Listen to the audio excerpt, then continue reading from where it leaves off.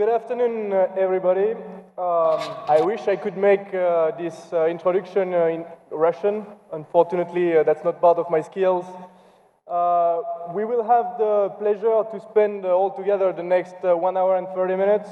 The idea and the challenge that I will give to our panelists is actually to energize all the audience right after lunch, which is always a challenge.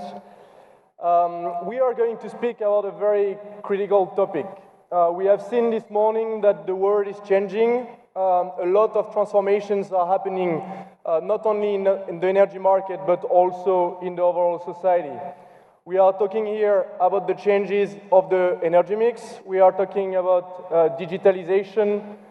We are talking also about a new generation that is coming to the labor market with different skills, different perspectives of the world, and that's the challenges that will face the CEOs and the executives of our industry going forward. The objective of this plenary session is actually to review all together these trends, understand a little bit better the underlying transformations that are happening in our industry at the moment. The second objective is to understand what it means in terms of skill set transformation, not only for the workforce, but also for the people that are entering the market today, but also for the ones who are already sitting in the industry for several years. We will discuss also on what it takes to prepare the new generation for these transformations and how does it affect the leadership going forward. I have the pleasure to welcome 6 incredible panelists with me today. Azad Shamshuarov, the Senior Vice President of Lukoil Russia. Marina Sedik, CEO of Irkutsk Oil Company. Cedric Kremens, Country Chair Russia, Chair of Shell in Russia, sorry. Zhu Jiping, former Chairman of CNPC and Vice President of the World Petroleum Council, Arman Tuyakov, General Director of Kashagan BV in Kazakhstan, and Denise Cox, President of the American Association of Petroleum Geologists. So the way we will set up this plenary is the following. I will invite Mr. Shamshuarov to start with some opening remarks to actually introduce a little bit the topic to all of us, and then the different speakers will actually follow him on the same setup. We will try to keep as much as possible sometimes at the end for your questions, so I want you to be ready. It's a unique opportunity to interact with people who have a very strong background in our industry, to ask the kind and not kind questions related to the ongoing transformations, and actually to get a bit of the flavor of what is happening at the moment. So, Mr. Shamshuarov, if you want, the floor is yours. Okay, thank you.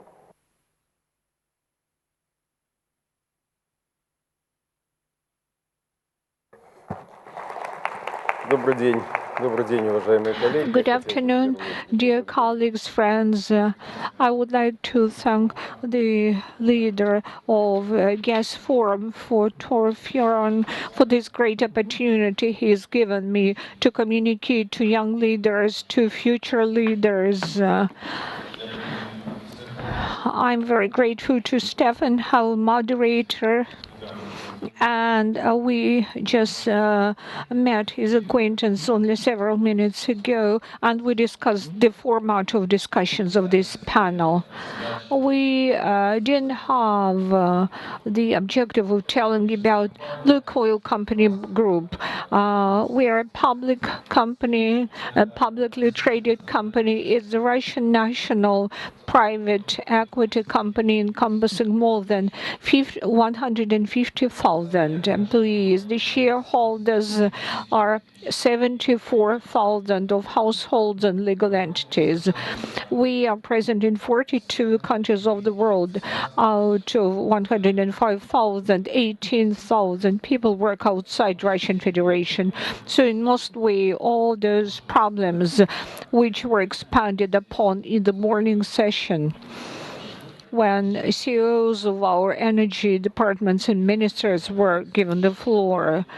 We are all familiar with those challenges, mindful of our background here and overseas. Now I would like to turn to young leaders, to those who have finished their educational process or they are through this process yet. They have got professional education on our specialty of oil and gas sector.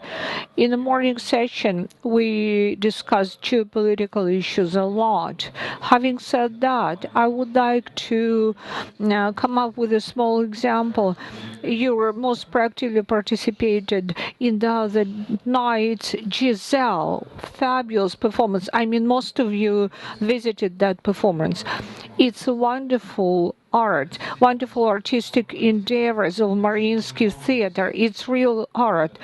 And politics is even finer and more sophisticated art. It's a standalone sphere of activity. It would be very right if politics be done by politicians.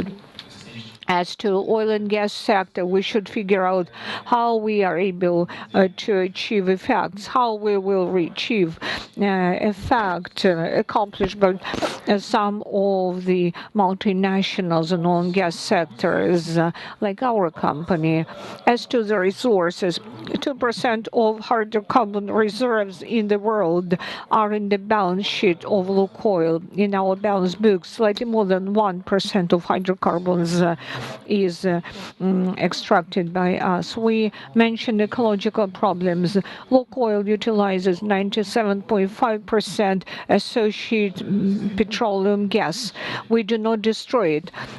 We utilize it, turning it to other sources, thermal energy, bed injection, and so on. We cooperate with a lot of institutions of higher education and Russian Federation.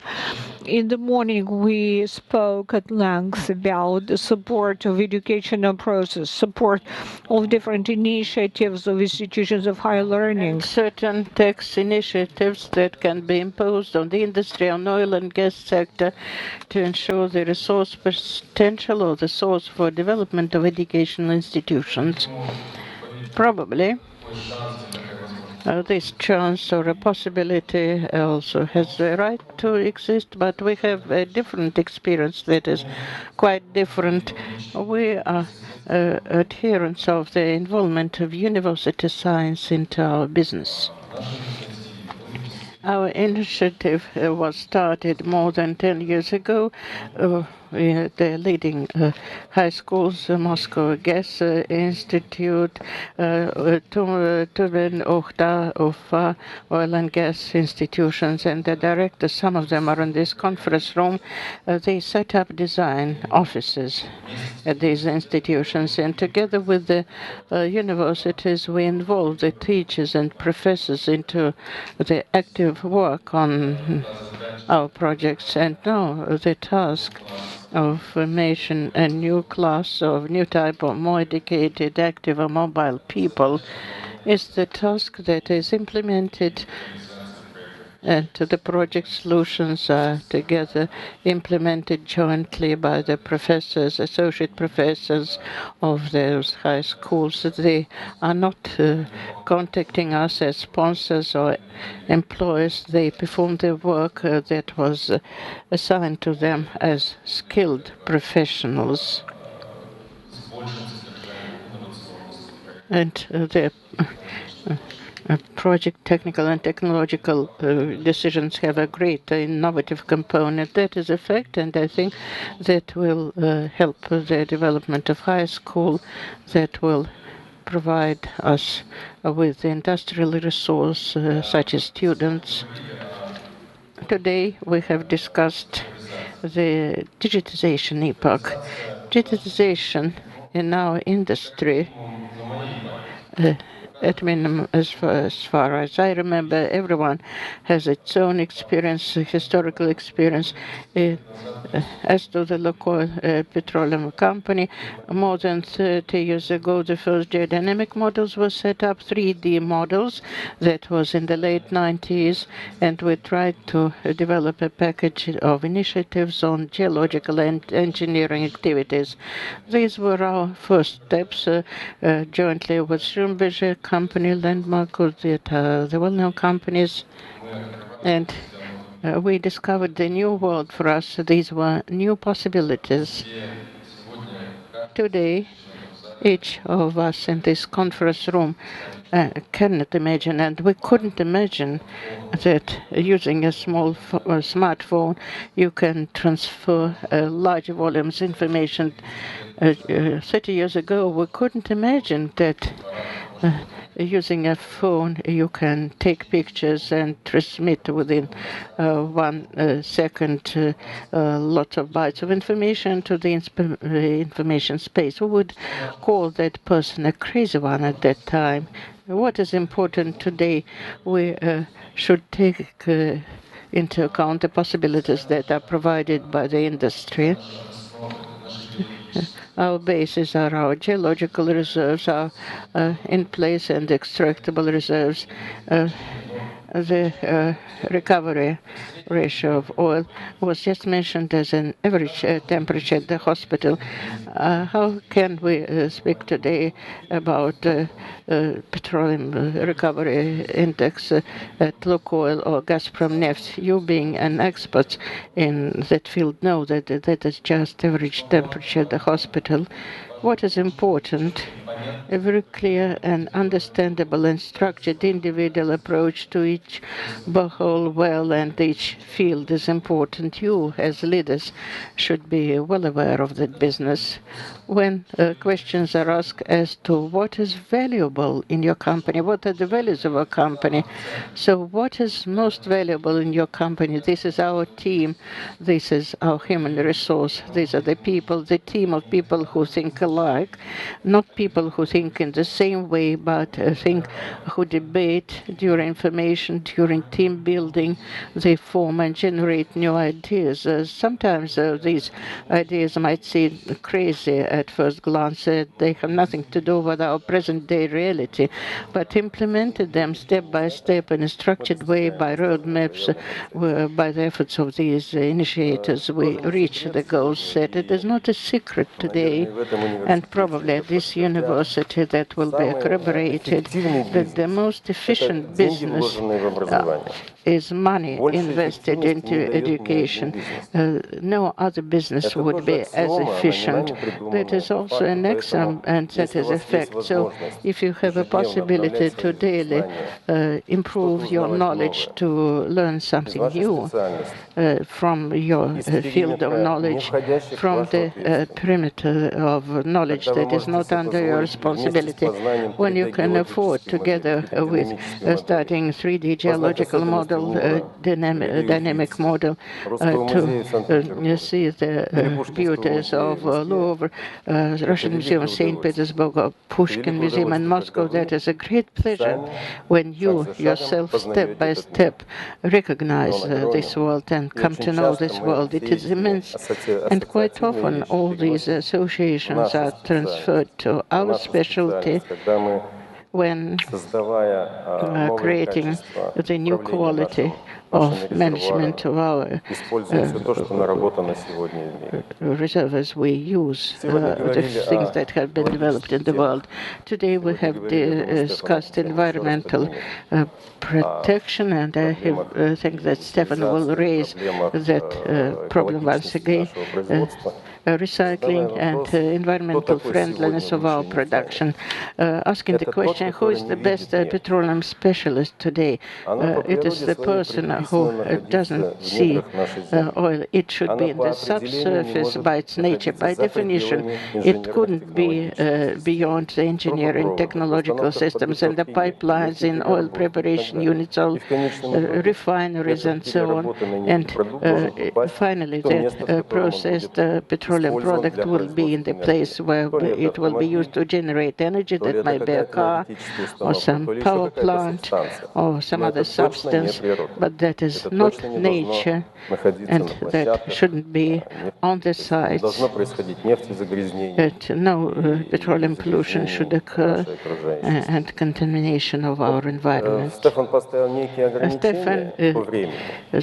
set some time limitations.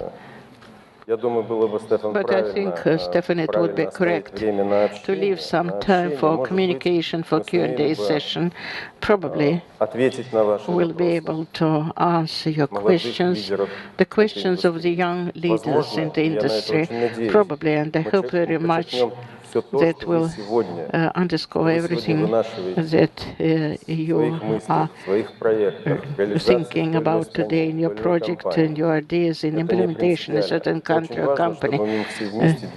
It is not essential, it is most important that we today participate in common creation so that we would leave our Earth intact and our efforts would be concentrated on ensuring the energy security of the whole world, not only a separate town or city or country. Each of you taking the decisions, take the decisions to ensure the safety and security of all those who surround you. That might be a team of producers about the facility or the town or the country, and then some conglomerates where we work now. Thank you very much for your attention. We'll look forward to your questions. Thank you very much for these first words. You have been highlighting a lot of the transformations that we were discussing this morning, which are also enablers of the changes, climate change, environmental concerns, but also digitalization, energy supply, security and access. It takes education, but also methodology within the companies. And it requires also people with a broader skill set, maybe going forward. I would like to invite Marina Sedik to give us a few words on the topic. So if you can give her a warm round of applause.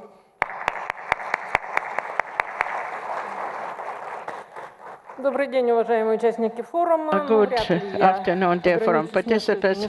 I wouldn't restrict myself just to a few words, especially before coming here.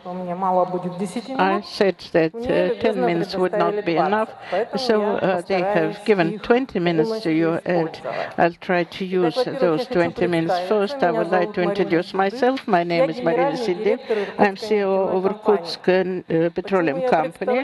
Why I introduce myself? Because when I was coming here, I understood that they don't know what I am. I have been CEO of Irkutsk Petroleum Company since its foundation in 2000. Irkutsk Petroleum Company places surprises the oil and gas production in Russia, and we have been surprising that world for 19 years, and I will surprise you today. Before I pass on to my presentation and discuss the company, I would like to add some theory to practice. As my school teacher said, I would like to disclose the theme of the force CO 2030. What is required from the future leaders? CEO or any other manager, is he always a leader? Is it really necessary for these notions to coincide? If yes, under what circumstances, under what conditions they should coincide? Thus, what is the difference between leadership and management? I very much like 12 statements. Oren Ben is one of the first researchers of modern leadership. The leader controls and leaders changes and improves. Manager is a copy and leader is in the region. Manager supports, leader is developing. Manager focuses on the systems and structure, and leader focuses on people. Manager bases on control, and the leader forms confidence. Manager has short-term and leader long-term prospects. The manager asks how and when, and the leader asks what and why. The manager looks at the lower line, and the leader looks at the horizon. The manager mimics, and the leader creates. The manager takes the current state of the art, and the leader challenges it. The manager is classically a soldier, and the leader is only he himself. The manager does everything correctly, and the leader makes correct things. If the manager is a fallen characteristic concerning the position, not a human, the leadership is an informal social phenomenon. So what is leadership? No one can tell us. This is one of the most obvious and less understandable phenomena. Where we have at least two persons, so we'll have leader.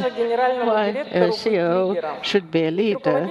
Because the manager can be a person who has professional training in the sphere in which the company works, and often the management is assigned to a separate profession.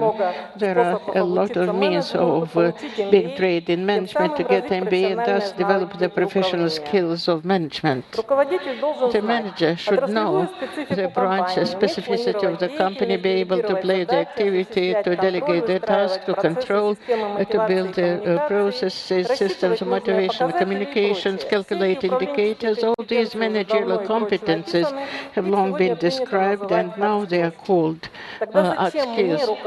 So why a manager having all that knowledge, skills and competence should I spend efforts to do something that doesn't have any clear definition?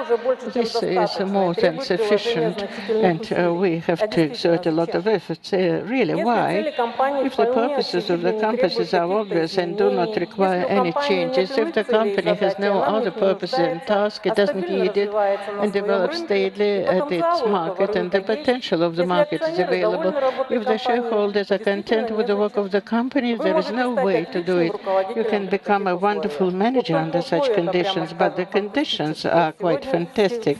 Today, today is a quickly changing world, in the world where daily we have new technologies appearing. To be a manager is not so simple. And how can you also be a leader? What is needed in order to become a leader today?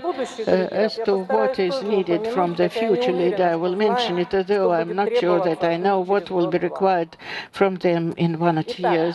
Thus, when the manager, to a certain extent, has to go beyond their managerial competences, his task or working conditions are far from ideal, then the manager cannot do without development of leadership competences. Leadership is a competence that works irrespective of the sector and specificity of the company. I will try to describe the leader's qualities that are necessary to the manager primarily, and to clarify why. And then I'll pass on to the talk, and that will illustrate. Proceeding from my experience, the leader's competences can be divided into several blocks. Concentration on people, on the team, development of emotional intelligence, possibility of affecting other people, motivation, and the possibility to lead people. No perfect systems and structures would operate if you are alone. First, the leader should take care of the people and to create a single team. Believe that is quite difficult. On the basis of what should you bring people together, how to motivate, in addition to the carrot and stick that are not efficient in modern society. How should the leader answer the question how to convince? There is no ready formula for that. And the main question which we have to ask to yourself primarily, I'm close to the text because I deliberate on these themes. We won't be able to cover it in 20 minutes.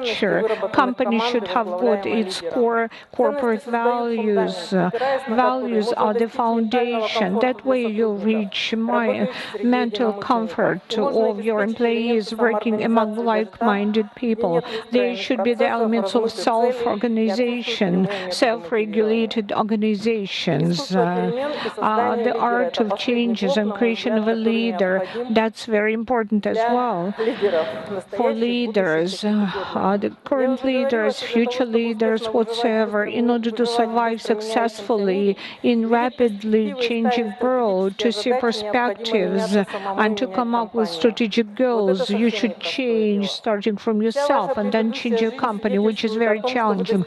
All your previous life is indicative of the fact that you accomplished a lot based on what you did throughout the years. You fostered specific habits or neural networks, united into neural networks in order to turn around a habit. It takes 21 days of ongoing practice, but before that you should figure out what you should change.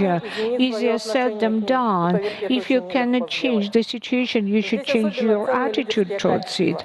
Leader qualities are very important. And imagine that you should turn around the direction of activities of the company. That means that you'll have to replace your employees by other team. How to achieve that?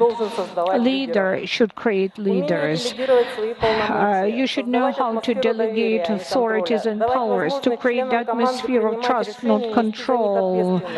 You should be responsible for team members, but you delegate powers to them. And you should think differently, and you should be eager to introduce those changes. Someone said that innovative ideas evolve exactly when dissenting opinions are coming up. I share this opinion. There are lots of other faculties and characteristics typical for leaders, but I don't have time to expand on that. What kind of human being a leader of the future should be by 2030? I don't know, frankly. Future will turn around the world. It will redefine the world. If we think back to the horse problem, or for the scientists of 19th century, many thought that the cities would be buried under horse manure, but then all of a sudden steam engine comes up, then the trains, and there was no way of knowing that that would happen in 19th century. Same goes for us. We see the problem, but we don't have the slightest clue about its solution right now. All the key trends of the future could be split into three groups. Democratic changes, new spiral of digitalization and democratization, and also technical revolution.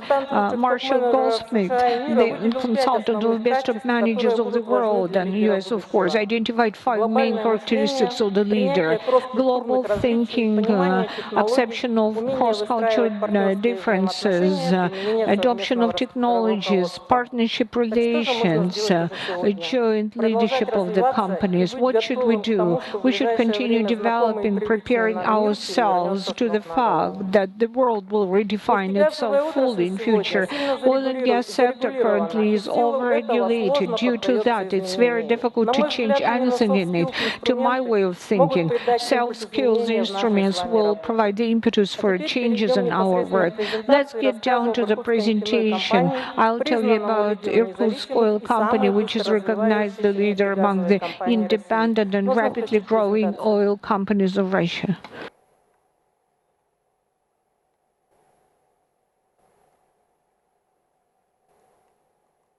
Я пытаюсь, тут ничего не нажимается. Ага, все.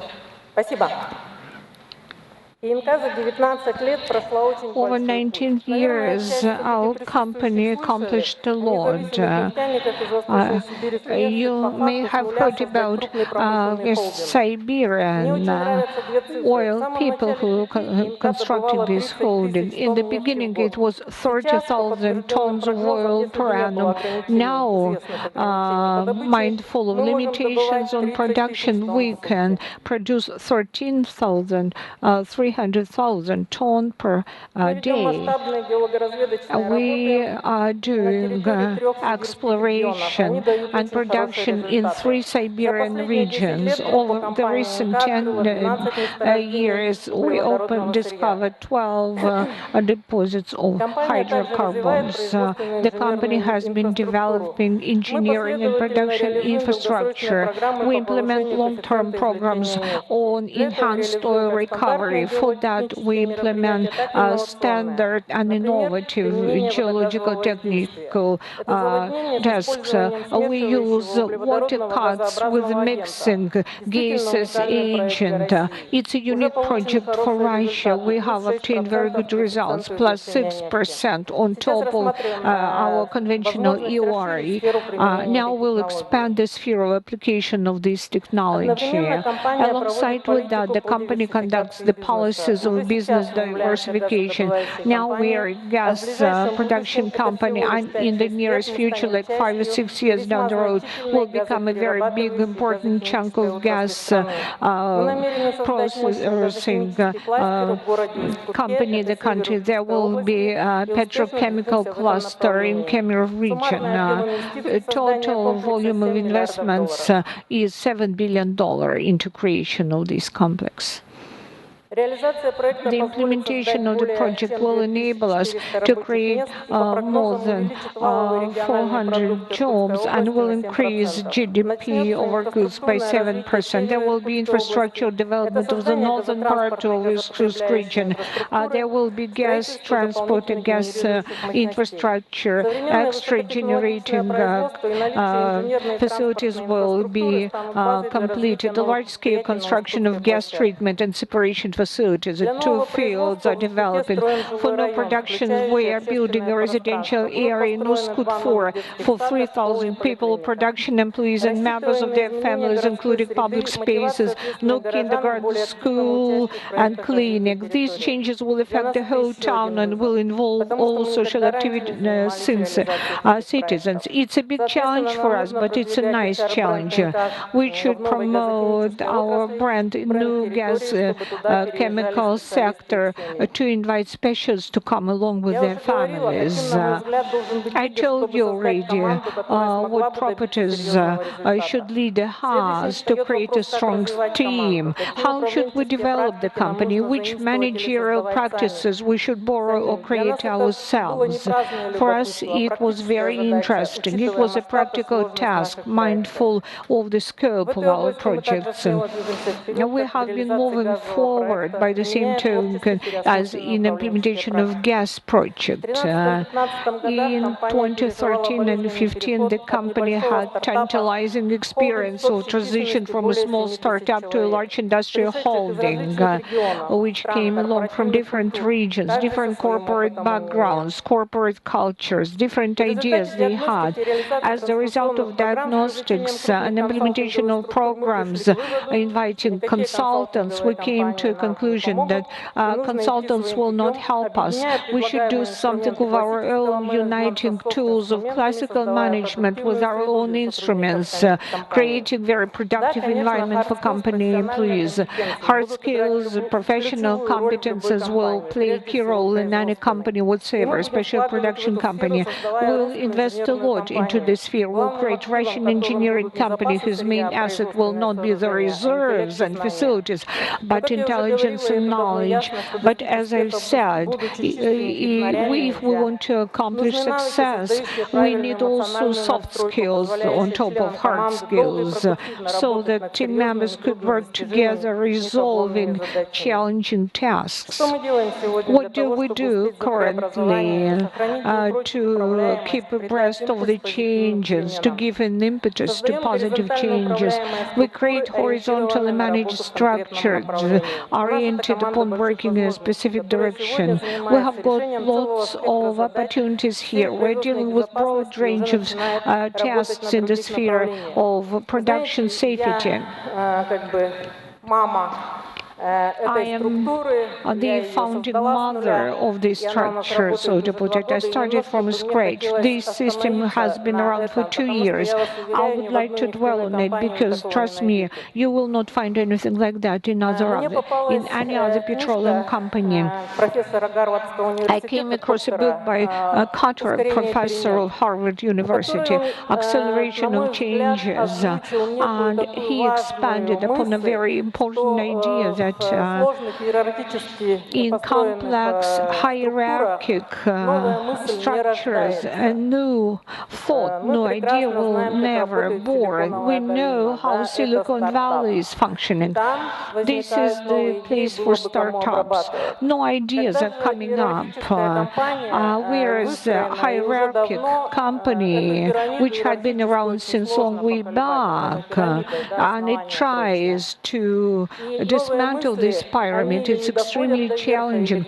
And new fresh ideas don't go all the way up. They somehow subside, diminish, go away. For new bright ideas to underpin the company's culture, Carton suggests that concurrently horizontally managed system should be created, some kind of a startup, and we should try then to superimpose, to overlap both structures, and it works. Something clicks and it works. And presently, due to this synergetic effect, due to this fusion, actually, this structure is mostly working in the sphere of production safety, because this is a challenging area in our sector altogether. So I'll refer to two important facts. Over 2 years of its existence, this entity, which has been conceiving projects and implementing them, there are about 160 young aspiring specialists in this company, in this unit, and they work after hours and just not for money. It's the top of the pyramid. They are working in order to satisfy their spiritual needs as well. Over those 2 years, we made a great leap to another level of safety culture. We jumped it, and we reduced production trauma injury by 8 tons. I was actually suggesting to wrap up so that we can keep a bit of time for the questions. If we can keep a bit of time for the other speakers and for the question, it would be wonderful. Хорошо, но я презентацию отчитывала, было всего 15 минут. Okay, but I thought I was speaking for 15 minutes only. Закончу. It's actually 25. Нет, 15, а всего 20. 15. Хорошо, оставим команду больших возможностей в покое. Okay, I'll have to skip certain points. Внедряем управление на основе ценностей, разработанных сотрудниками компании, value-based governance. We developed the system of generation and collection of experts, examination and implementation of projects of employees to streamline production processes. It's not just about comprehensive education, but leadership qualities of employees. We have got a lot of corporate events, exercising executional function, conferences and seminars. We created some of them ourselves, like scientific conference, technology days, and Baikal Forum. And this year, colleagues from Kazakhstan started briefing, like they say. So we are doing a lot of different activities. We develop and implement projects in the sphere of IT, new services and communications, online monitoring, and also ROVs, creation of digital fields and robotization of processes, because we're keeping abreast of the contemporary times. I have got another slide. If you say that I should finish, I would like to mention one more thing. Very last slide. Thank you. And Well, the world and business milieu has been rapidly changing, which creates good opportunities for those who can adjust and be easily embedded into new teams. Your future is in your own hands, colleagues. Спасибо, Marina. And, well, I'm very sorry I had to interrupt you to keep a bit of time. First of all, it's fascinating to see the journey of Yakost Oil Company and all what you have done there, the challenges that you have in the different communities. You have given us also a very strong portrait of what could be a leader, and a very good challenge for all the speakers of the leadership block, because you have not the answer, and I think that's a fair point, and a good challenge for our audience also. We need to ask why, and that's something that we'll need to build on going forward. Cedric Clement from Shell, if you would like to share your thoughts with us.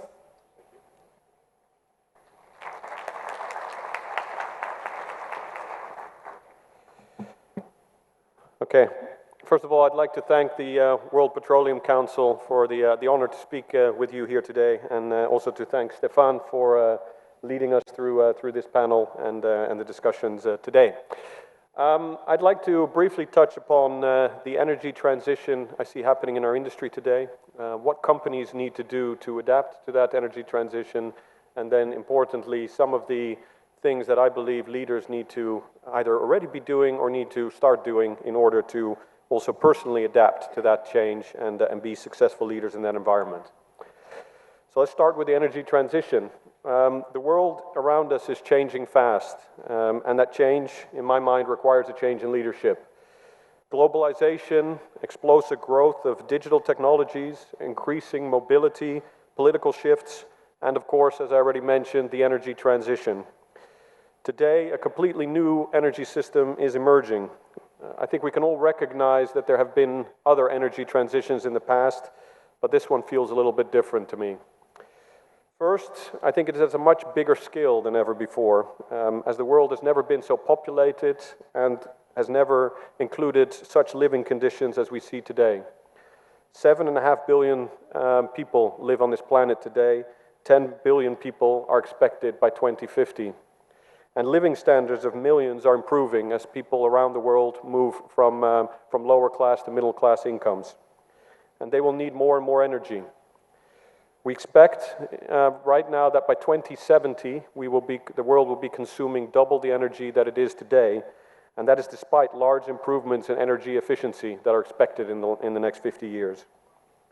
There's a second factor that makes this energy transition so different, which is climate change and air quality. It means that the world will need to meet this rising energy demand whilst also supplying cleaner energy to the world. So companies need to adapt to thrive in that energy transition. For decades, companies like mine, like Shell, have delivered the energy and petrochemicals that have helped spread prosperity in the world. But to continue, and more importantly, to thrive, companies must adapt to the energy transition ahead of us. My company is rapidly adapting as we speak. Already, our company is more gas than oil, and that's a trend that's critical for enabling the shift from coal to gas, particularly in the Asian continent. Shell today is already involved in battery electric vehicle charging, in low-carbon biofuels, in hydrogen, in liquefied natural gas for transport, so for trucks, vessels, and even rail. We have started investing in power because more and more energy will be consumed by electrons rather than molecules in the future. And we are growing a power business that spans generation, including also solar and wind, trading and supply direct to customers. But that's only part of the adaptation that my company is going through. That is what I would call the what. But the how of how we work is also changing. Digitalization is an example. It's transforming our work, it's reducing costs and increasing productivity. But in addition, it also offers new opportunities to connect to customers in different ways, offer innovative products, services, and solutions. So Shell is adapting because we wish to thrive through this century and beyond. This adaptation is achieved and powered by the leaders in the company. And we will need leaders that can adapt, be more flexible and nimble than in the past. So let me transition now to a number of thoughts about leadership. First of all, I want to tell you a little bit more about the framework that we use in our company for assessing leadership potential as well as developing it. We do that on the basis of what we call a CAR framework, which is 3 letters that stand for capacity, achievement, and relationships. And we look for leaders that can embody the combination of all 3 of these attributes. Not 1, not 2, but the balance and combination of all 3. So the world, as I just said, is changing faster than ever before. And in order to be successful as a business, you have to be able to anticipate trends before they happen and have the flexibility to adapt to them. So the first skill in doing that is what we would call capacity, the intellectual, analytical, and creative ability to learn quickly, to identify issues, make judgments, and create new solutions. A leader should not just approach things from his own functional responsibility, but should be able to see the bigger picture, as the world is more and more becoming a systems world rather than a structures world. Secondly, achievement.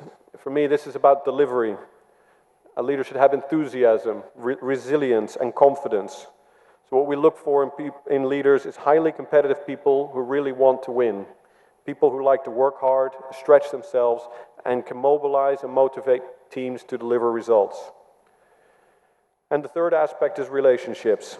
This is all about the character and the ability to work effectively with others, across boundaries, across different cultures, and to influence without a formal authority. I think, on the one hand, to connect inside an organization, but also to connect, very importantly, with many of the external stakeholders of a business in society.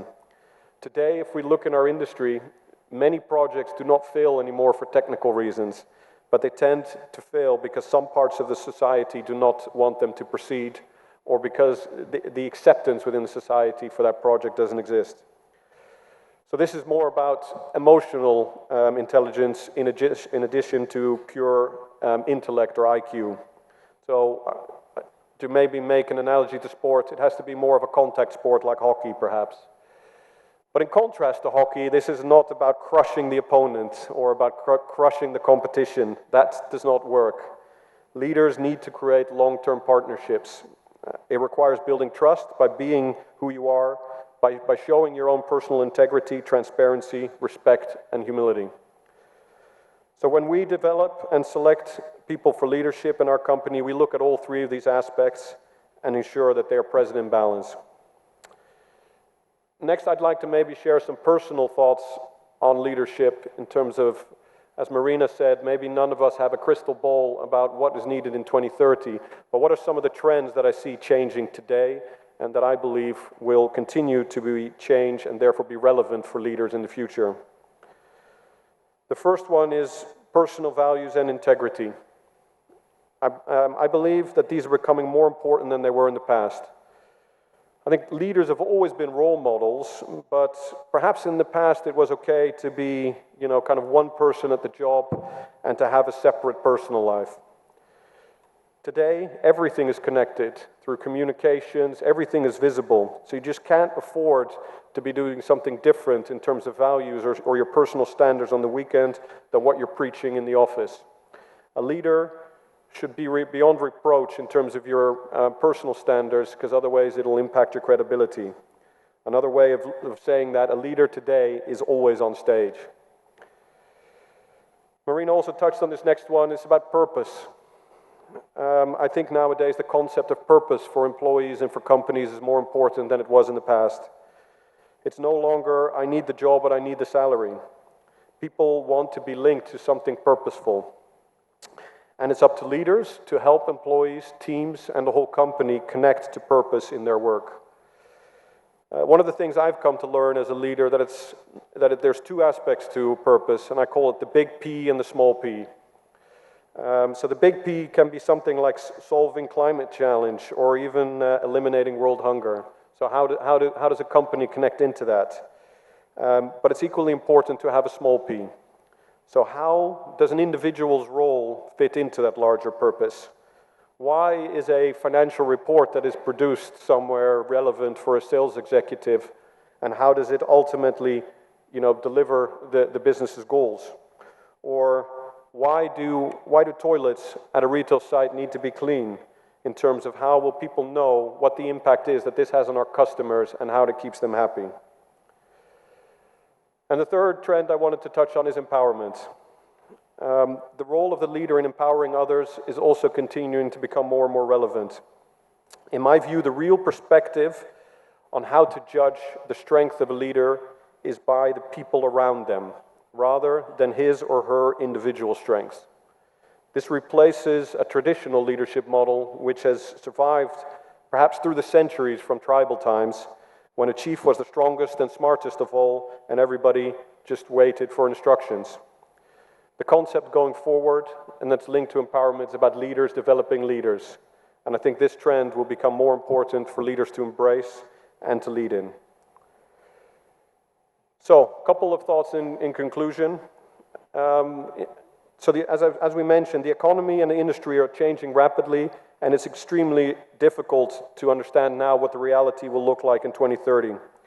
So what I just mentioned is perhaps not a recipe that should be carved on stone tablets, but rather a guide on how to be flexible, how to adapt, how to have that ability to adapt as a leader and thus as a company. I talked about things like capacity, achievement, relationship, how they need to go in balance, but also trends like integrity, purpose, and empowerment. But ultimately, to put that all together will require for an individual to be able to take personal risk, try new things. It will require, in my mind, curiosity and courage. And then let me leave you maybe with a little bit of a postscript. One last thing about what the leaders need to look like in 2030. I look at this panel, and I can actually congratulate Stefan compared to other panels I'm on, but what does leadership need to look like is diversity. And more so than today. Leadership in the future needs to represent the customers that we serve, the society that we are part of, and the employees that work for us. So that's maybe the last kind of postscript thought, is that leadership in 2030 needs to be more diverse and look more diverse than it is today. Thank you for your attention. Yeah.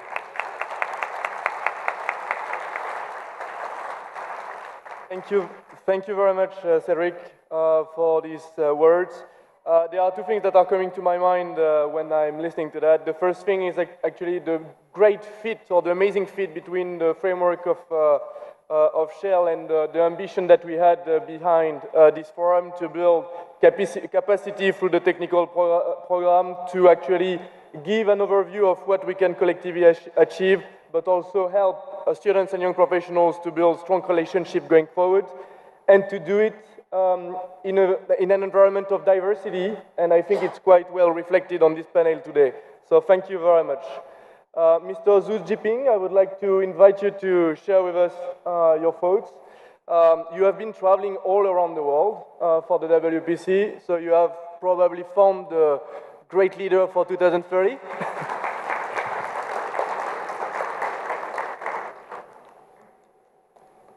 This not work?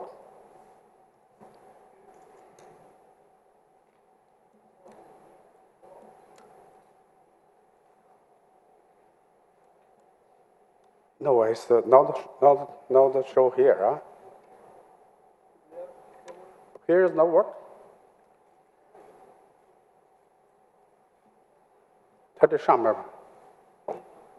Do we have anyone from the technical team?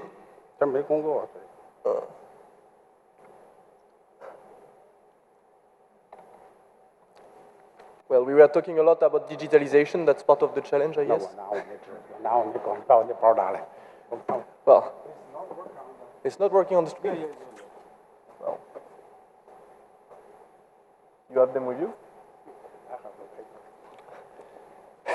Backup plan, always.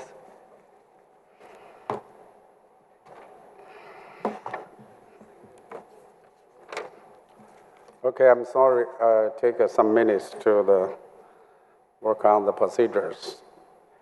The ladies and gentlemen, delegates from the WPC Youth Forum, good afternoon. I'm very glad to be in this great historical city of St. Petersburg again. For me, this is a city left many fond memory to myself. Back in September 2013, witnessed by the President Xi Jinping and President Putin, I myself signed the agreement for enhanced natural gas cooperation between China and Russia, and with the Yamal LNG project cooperation agreement with the President of Gazprom and Novatek, respectively. Until now, these two projects have achieved tremendous progress and become a milestone in the Russia and China energy cooperation. So it is my great pleasure to participate in the WPC Youth Forum. Youth is the most beautiful stage in life, full of the vitality and hope. Therefore, youth leadership development is of far-reaching significance, for it can be vital in the reshaping the future of both petroleum industry, as well as the sustainable development of human energy. The world is full of great challenges and opportunities, and the only constant theme is change. In this world of intense uncertainty, to grasp the future development trend is extremely essential, and is very important to our future leaders. Currently, the world is undergoing the third major energy transformation, a profound revolution taking place worldwide. Different countries are carrying out forward the energy transformation in different ways, with different scale and different speeds, but all of them are toward the same direction: low carbon and carbon-free. Never before has renewable energy developed so rapidly. However, there is no sign that fossil energy will fall out of use. A recent study shows that the happiness index of the people is directly proportional to the energy consumption. The pursuit of a happy life is a common aspiration of mankind. Where increased energy consumption, we must strive to protect the environment, which is an essential requirement for low-carbon transformation.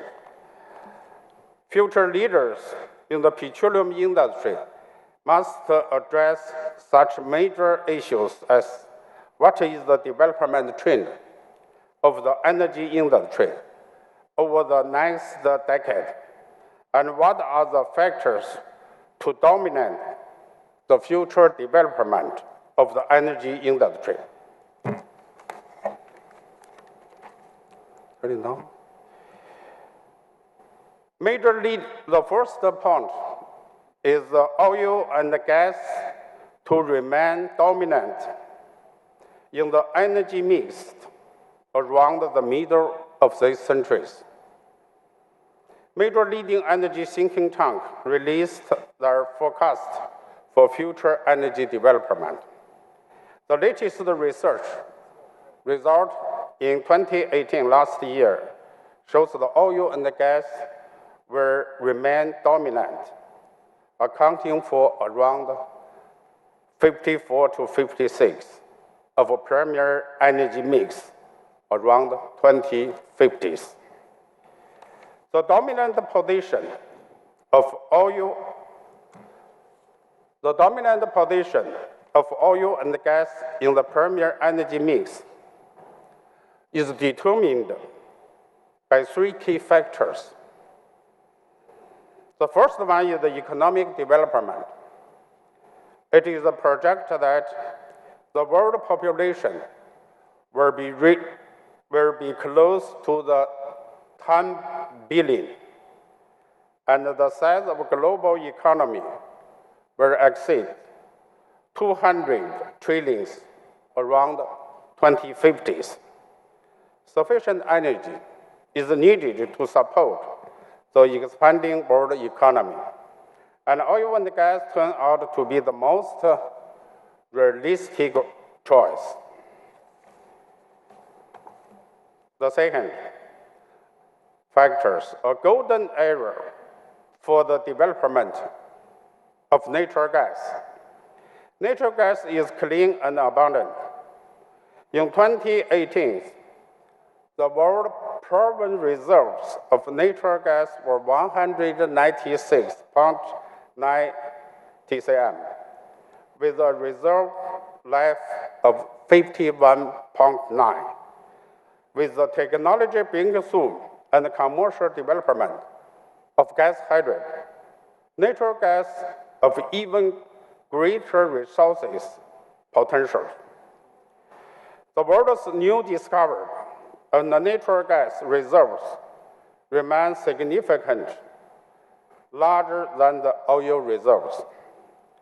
Major international oil companies and the national oil company are accelerating their transition of business focus from the oil to the natural gas. With the expansion of global LNG trading, natural gas market is evolving from a regional one into a global unified market. This is a driving force behind the accelerated development of natural gas. Natural gas not only serves as a bridge to the future energy, but also offers a realistic solutions to the low carbon transformation when natural gas integrates with renewable energy. The third reason, the main end-use demand for crude oil will shift from the fuel to the raw material. For the future period, being used as a raw material for chemicals productions will become one of the main drivers of oil demand growth. By 2050s, the incremental oil demand for chemical production will account for 30% the average newly added demand.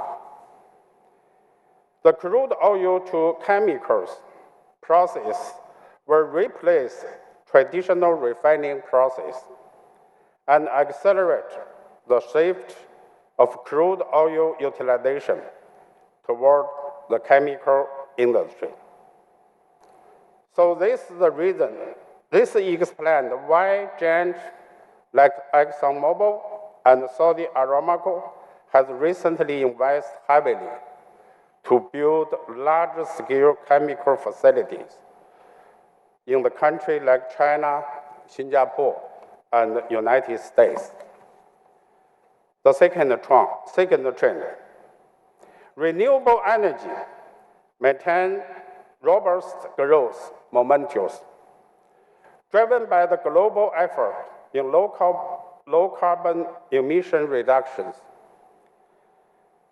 Technological advancement and the government incentive, renewable energy has become the fastest-growing energy products with an increasing share in primary energy mix. According to the International Renewable Energy Agency, 60% of the world's newly installed generating capacity was contributed by the renewable source in last year. Global energy thinking tank forecast a continually rising proportion of renewable energy in the premier energy mix going forward. In the process of transformation from petroleum company to integrate energy companies, to invest in renewable energy has become a key strategy for the international oil companies. The robust development of renewable energy will boost and achieve the integrated development of natural gas plus renewable energies and promote the application of natural gas on a large scale.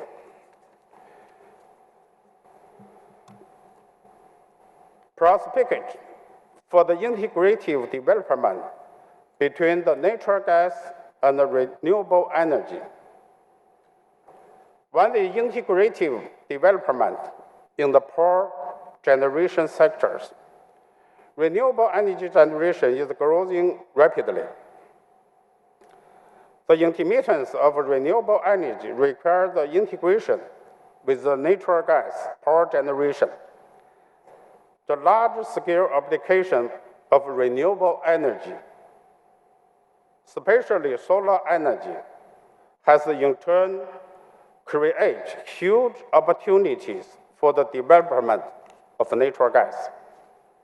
The second, integrative development in the transportation sectors. In recent years, the fastest-growing new energy vehicles are electrical vehicles. They utilize low-carbon energy in real sense. EV should run with electricity generated from clean energy. But at present, only 1/4 of the electrical used by EV in the world is generated from clean energies.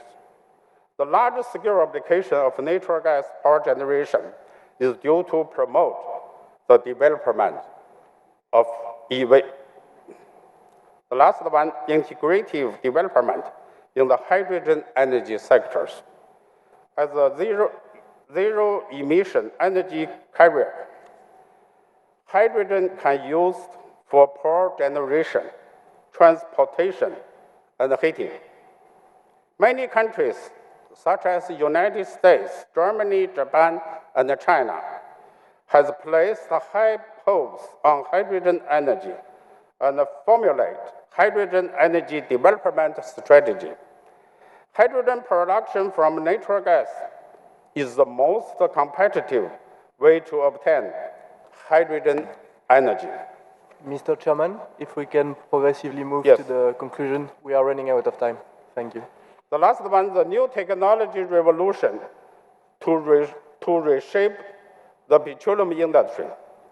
The history of the petroleum industry is one of the technology innovation. So this picture shows the technology development in the oil industry. So right now is going to the number 5 round. Technology advance in petroleum industry go hand in hand with the development of information technologies. The new round of scientific technical revolution is sweeping across the world with unprecedented breadth and depth. New information technologies such as big data, cloud computing, virtual reality, and blockchain are bringing unprecedented chance to global production, societies, and life. As a new engine of the new round of scientific and technology revolution and industry transformation, artificial intelligence has become a key technology and of strategic significance of the future development.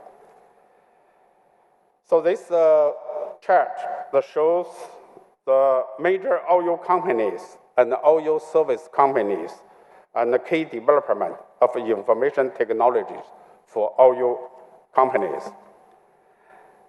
And with the application of a new generation of AI technologies in the petroleum industry. Technologies such as smart geological studies, smart geophysical exploration, intelligence oil field, intelligence drilling system, nano-intelligence, oil displacement, high precision intelligence fracture will significantly enhance the world catch success ratio and oil and gas recovery, as well as ensuring the safe and green productions. So here has two examples. One is the intelligence oil field. Another example is the intelligence drilling system. So another point is that the technology advance in petroleum industry also go hand in hand with the development of new material science. So one example is the nanotechnologies, and another example is graphene. Is held as the thinking as the king of new material in the 21st century. So it is the new type of nanomaterial, being the slimmest, strongest, most conductive to both electricity and heat on the earth. Graphene can be widely applied in the petroleum industry in futures. Experts anticipate major breakthrough in the application of graphene in our industry around 2025, and a series of potential disrupt technology will emerge. Mr. Chairman, can we really wrap up? Yes, only one, last one. Last one, ready, because we are completely running out of time. Thank you. Okay. So the leadership is the shaper, my opinion, the shaper of the petroleum industry. The future of the petroleum industry is full of the challenge and hope. Future leaders in our industry should not only focus on the grasp of the development trend, but also dedicate on shaping the future of our industry. The development of our world is driven by the shaper across the different sectors.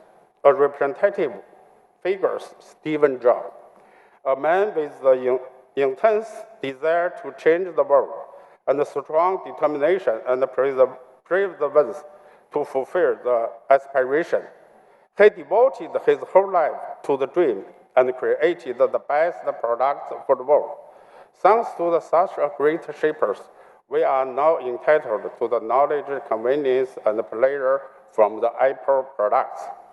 Future leaders of the petroleum industry are expected to be the shaper. Just like Stephen, our future leader should be a great vision to build consensus and act as a powerful driving force behind our industry. Our future leader should stay firm and indomitable, fear no failure to pain, and strive for progress, growth, and maturity aims the pain. Our future leader should be passionate about their cause and remain determined of the commit to the excellent thing. The world petroleum industry has a long history of over 160 years. At this moment, we have every reason to believe the steer by our future leaders. This industry is due to make the further outstanding contribution to mankind by acting our part well in reshaping the future world. Thank you.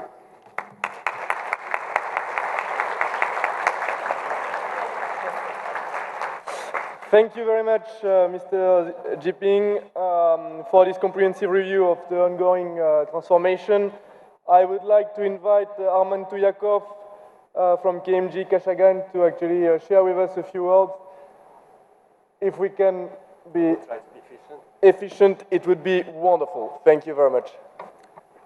Dear ladies and gentlemen, young professionals, as a matter of respect to the host country, I would like to propose my speech. I was asked if Kazakh, Russian, or English. As a matter of respect to Russian Federation, I would like to make my speech in Russian. Уважаемые коллеги, молодые профессионалы. Для меня большая честь, это немножко Dear волнительно. colleagues, young professionals, I'm greatly privileged to speak in front of you. What are we speaking about when we refer to new generation of leaders? You will become CEOs, leaders in your industry, in your respective countries. Now, new reality, new economy pop came along, and technological spiral has been speeding up. We see new challenges, and the leaders should have this capacity of making right decisions in a huge flux of information. And today, we see the development of global net, online, in real time, the information can reach from one hemisphere to another in no time. State-of-the-art technologies are applied elsewhere, and of course in oil and gas sector, especially upstream. We're talking about intelligent wells, digital fields. It's not just only in upstream sector, but also have engineering and downstream. But in upstream, it will always play a key role in working with big data as well. And Shell accomplished a lot along those lines. That program started by Shell in 2004. It's called Smart Fields.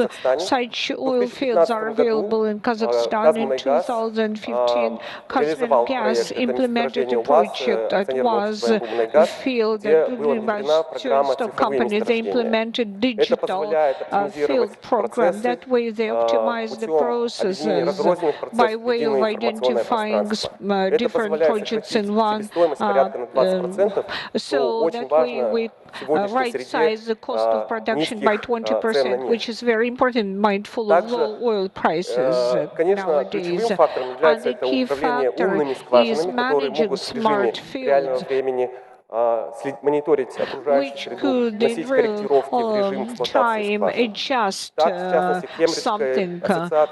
Cambridge Association of Energy Studies is saying that it's possible to increase EOR on the fields by 25 billion barrels.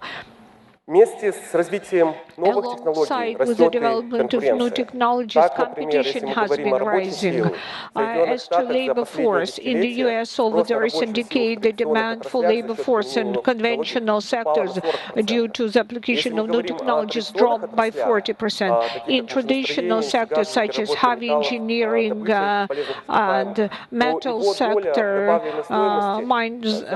mining, its share in value added since 20th century until now dropped down. It's just the global trend, not just American one. The share of knowledge has been stepping up.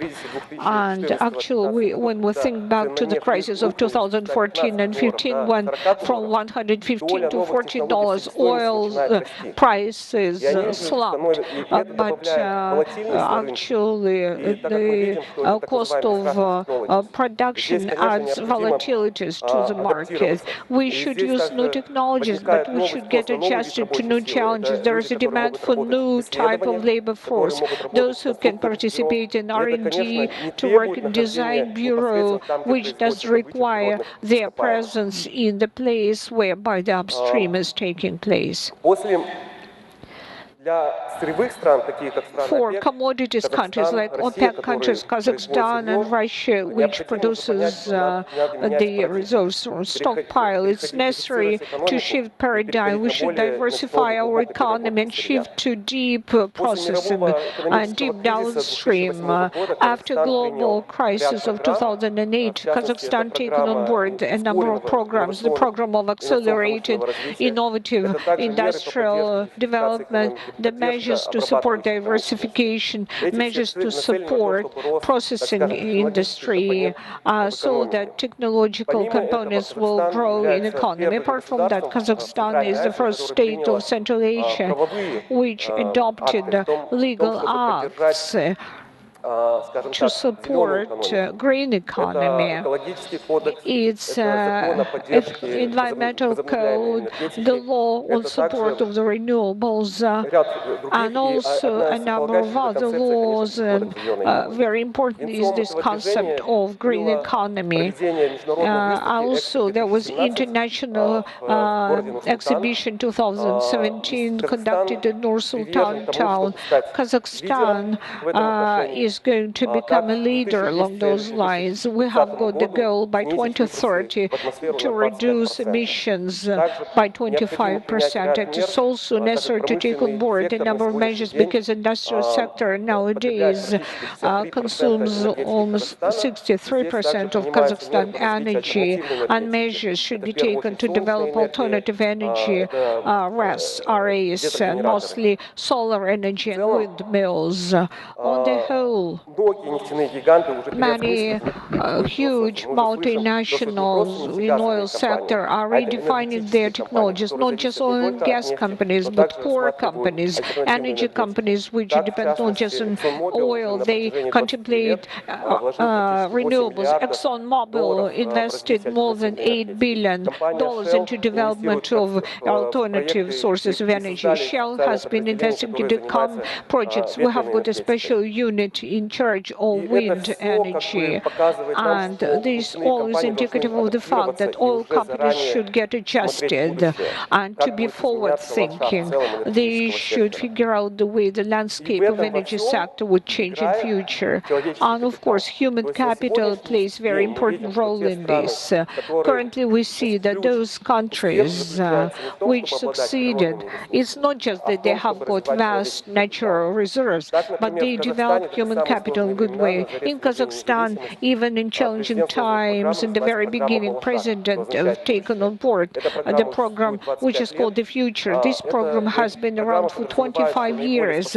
It envisages that most successful young specialists will be fully supported by the state if they want to continue education in the lead universities of US or UK or Europe. And there is Nazarbayev University, the Technological University of Gadam in Kazakhstan. That way, a new generation of young people will come up who will be thinking about the future technologies which will turn around the entire landscape. I'm also a fellowship stipendee of this program. I studied in US and in UK. And actually, as to the education should be an ongoing process. Mindful of the recent Deloitte report on global human resource, they surveyed 10,000 respondents, and 80% of them responded that their company will have in-service training for their specialists. Apart from ongoing education, there is this definition of flexibility. There is agile concept. We should be agile to rapidly adjust to new changes and challenges. For all companies having their own corporate culture and state-of-the-art technologies, this is a highly risky sector to be agile, but we should strive being agile. Particularly today, there are three measurements in which the companies operate. This is structure, processes, and people.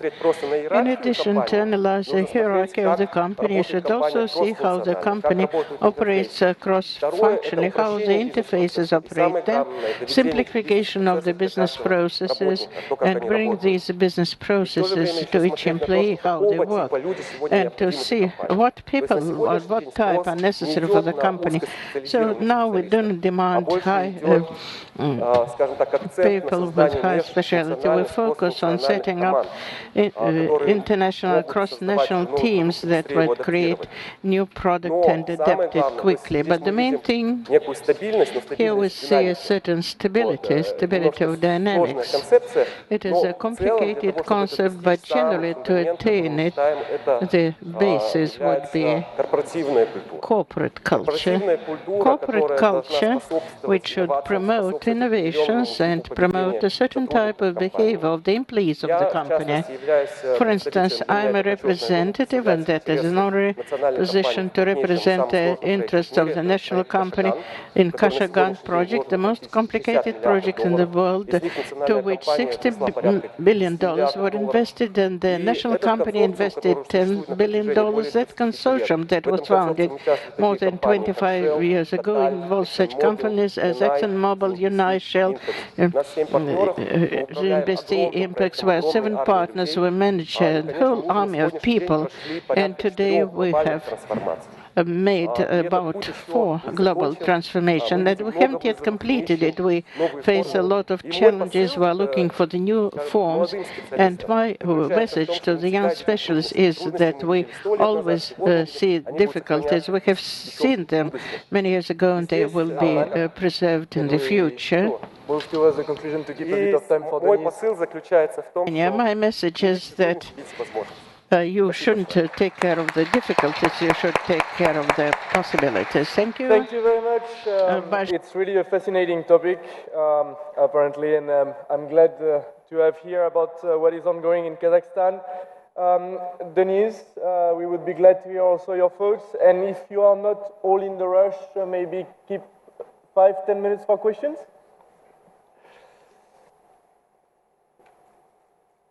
Can I get the first slide up? One of the advantages of going last is I get to summarize these great ideas that we heard.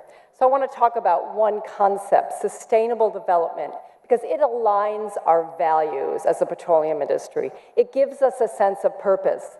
And to all the young people who have stayed that I see out there, I want to empower you that this is our call to develop our product the best we can. So first, let's see my slides. I'm hoping these are, yes. So every company has a sustainable development webpage, a report. So why is this? Well, it's a deepening imprint that's on everything we do. And it's not just financial returns.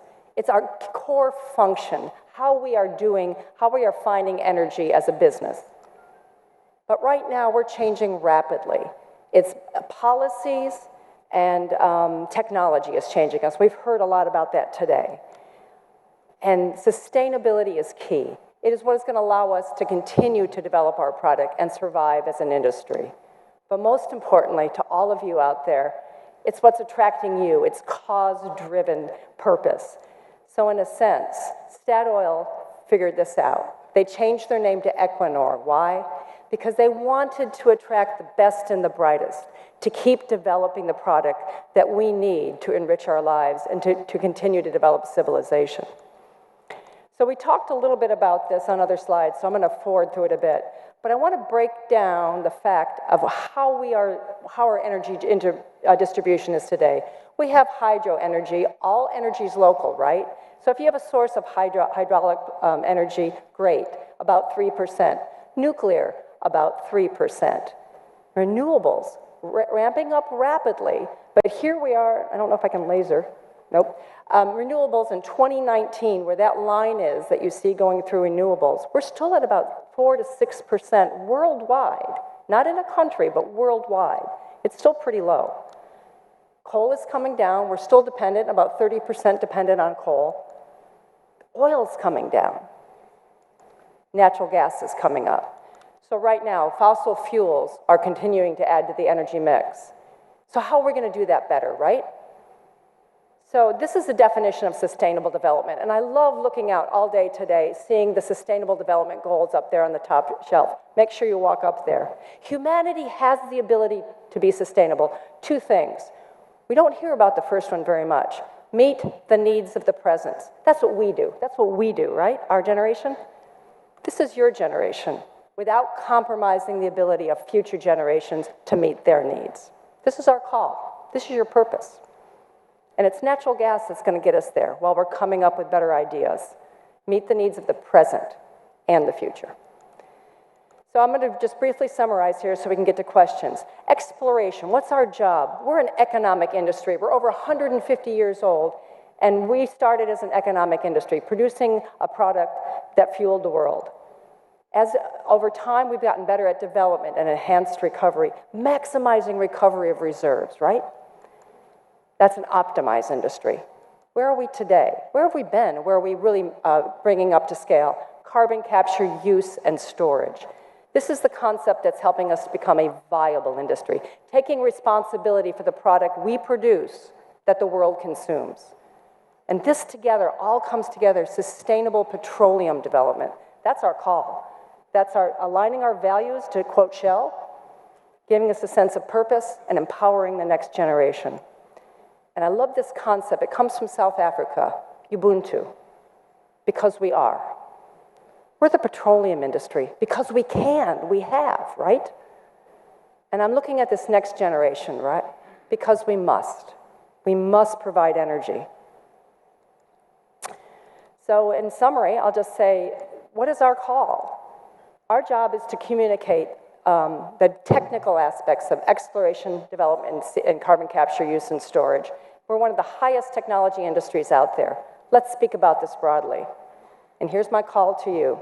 Communicate the positive economic, environmental, and social benefits of the petroleum industry. Add your voice, add your leadership to sustainable development. Thank you. Thank you very much. I think the call to actions was very clear to both the current industry leaders and also a call to actions for our generation. If you agree to stay 10 minutes more, I would be glad to see if in the room we have any question from the audience. We have one right in the middle here, and one on the front row, and one in the back. If you can make sure that your question is actually straight to the point and target one of our speakers, it would be perfect. Yeah, thank you. My name is Sultan. I'm here with Oman YB. My question goes to Marina, the General Director. So looking back into your 19 years of journey and knowing what you know now, what's one piece of advice you will give yourself back then? And what's the one characteristic that you believe every leader should have, or every young professional should possess? And ending up is with what are you doing to ensure to continue grow and develop as a leader? Thank you. Если говорить про меня, да, то мне уже как бы поздно развиваться и расти. Я уже, наверное, сворачиваю свою карьеру. Я хочу немножко отдохнуть, уйти на пенсию. Если говорить о лидерах, что бы я хотела, я уже это сказала. Самое главное, самое важное — уметь меняться. Это действительно сложно. Если вы пробовали это сделать фактически, то вы не поймете меня. Если не пробовали, попробуйте. Изменить себя очень сложно, но придется меняться, потому что мы не знаем, что будет завтра. Да? И быть готовым к изменениям, к этим вызовам надо уже сегодня. Поэтому учитесь, попробуйте что-нибудь поменять, какие-нибудь свои привычки, например, которые вам не нравятся. Это действительно будет сложно, это надо не менее 20 дней практиковаться каждый день. Вот. Почему я так говорю? Потому что я знаю, я действительно меняла себя, меняла свой подход. Мы вышли совершенно из другой страны. И для того, чтобы стать тем, кем есть мы сегодня, пришлось очень здорово меняться. Тем более, что у меня, я по образованию юрист, и поэтому мне очень приходилось действительно сложно работать не в первой компании. Приходилось действительно, я в течение наверное, последних 20 лет меняю себя, хотя до этого я прошла большой путь, у меня сформировались определенные привычки, и было очень достаточно нелегко. Спасибо, Марина. Thank you, Marina. We have one on the back, and ladies first.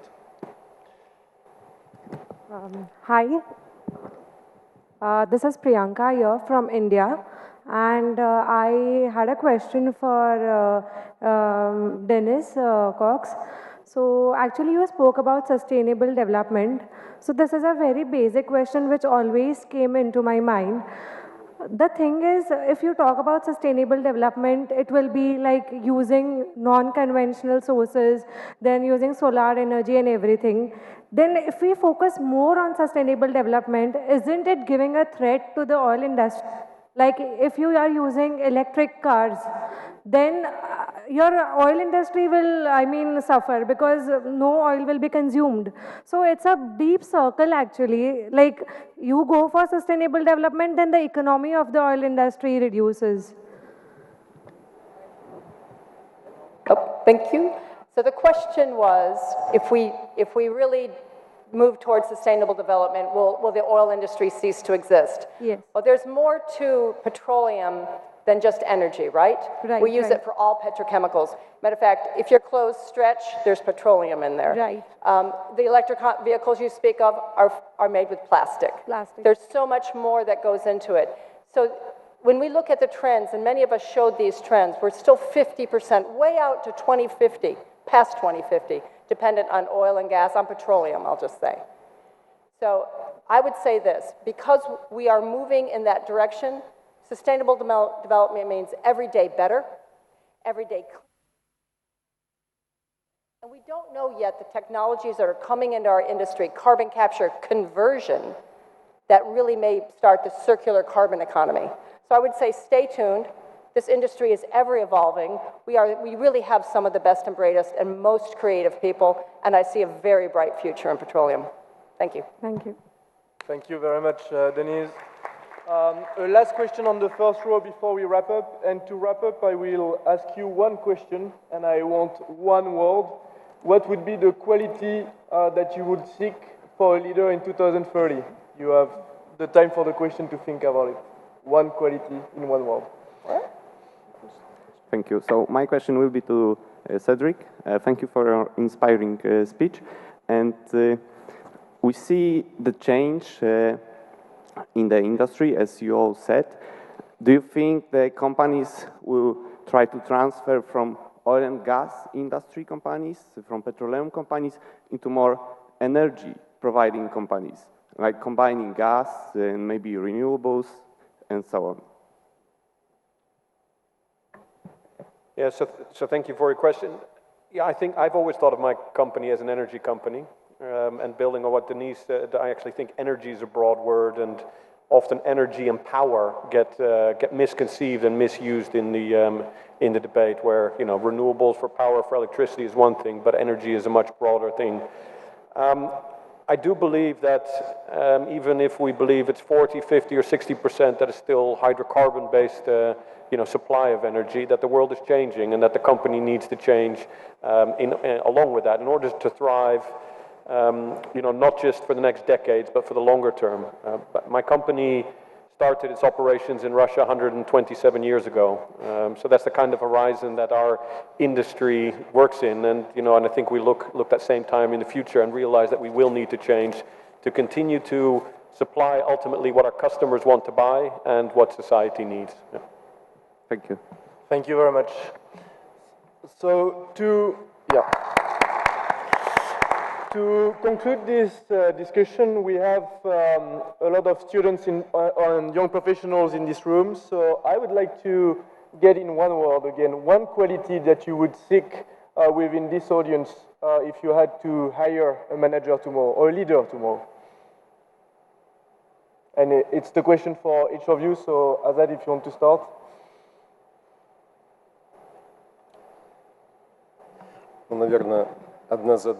Probably one task and one wish. One quality. As a task, this is an attempt to reduce energy consumption per capita. And that task becomes a catch-over, energy consumption, pure energy, and so on. As to the wish for the youth in this audience, you have one competitive advantage to all of us who are sitting here. you will live till our age and will never live to your age. So you have to use this quality, you have to use these possibilities, you have to use new technologies, new approaches, new views, but you should never forget that you live on one planet, the Earth, and your main task is to preserve it as it is today, and each your next step, each next movement, each next idea implemented by you should lead to happiness and not to death. That is my wish. That's a wish. If possible. Excellent. Marina? It seems to me that a leader in 2030, I don't know, but probably that will be complete use of his intelligence and IQ and development of emotional intelligence. Thank you. So I will repeat something I said in my speech. I will cheat a little bit because it's two words, but they start with the same letter. I'll say curiosity and courage. Thank you. So my word is the concentration. Because the world is too many choices, too many temptations. If you want to do something in your whole life, you need to concentrate on your vision, your target, your idea. Then you will success. Thank you. Я, наверное, процитирую слова Владимира Ильича Ленина. Учиться, учиться и учиться. You have to train, и адаптировать это. And to adapt it. Two things I look for as a geologist: creative thinking and vision. Can you align the two? Take your thought and bring it forward. Thanks. Thank you very much. Thank you all for these words that will wrap up this session and give us a clear guidance on where we should work and on what we should work actually going forward. Thanks a lot for all the questions and your participation. And it's time for us to conclude. Have an amazing WPC Future Leaders Forum, and I look forward to our conversation going forward. Have a nice day. Thank you.